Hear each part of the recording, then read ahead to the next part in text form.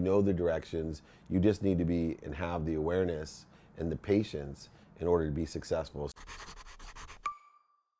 So many people are looking for side hustles, looking for different ways to make money, and they'll ask me how, and I can't find the time, why isn't this working out? I'm like, do what you do today better and you'll make more time and make more money to make the other thing happen with what you're doing now. My businesses all exist and all get downstreams.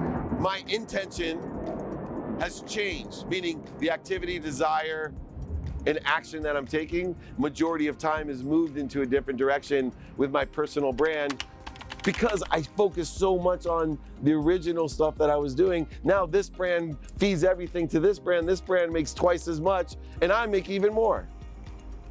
But it wasn't because all of a sudden I said, I'm just gonna focus on me. I'm gonna forget about all this that I built because it's not good anymore, because I found something that seemed more exciting. I did some consulting for Gulf Oil International.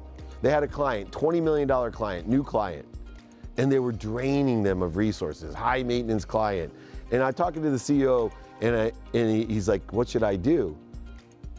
And I said, well, who's your best client? He said, well, we have this, $2 billion client since the beginning, low maintenance. I spend less resources on the 2 billion than I do the 20 million. And I said, oh, that's simple then. He said, what? I said, fire the $20 million client. He said, yeah, but they'll go to our competitor and they'll someday be a $40 million client. I said, I know, but take your resources and put them over to the $2 billion client. You'll keep that client and they'll turn into a $4 billion client and still be low maintenance. And that $20 million client can go bleed your competitor.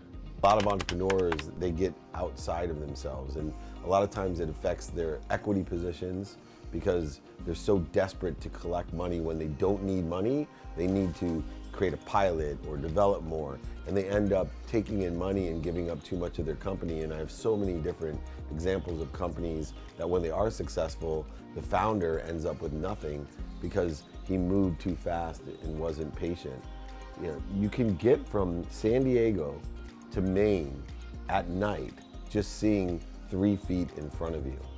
You don't have to see all the way to Maine. You know the directions. You just need to be and have the awareness and the patience in order to be successful. Sometimes when we do things that seem like we're growing and expanding, it actually can be detrimental if we don't have the foundation to support it.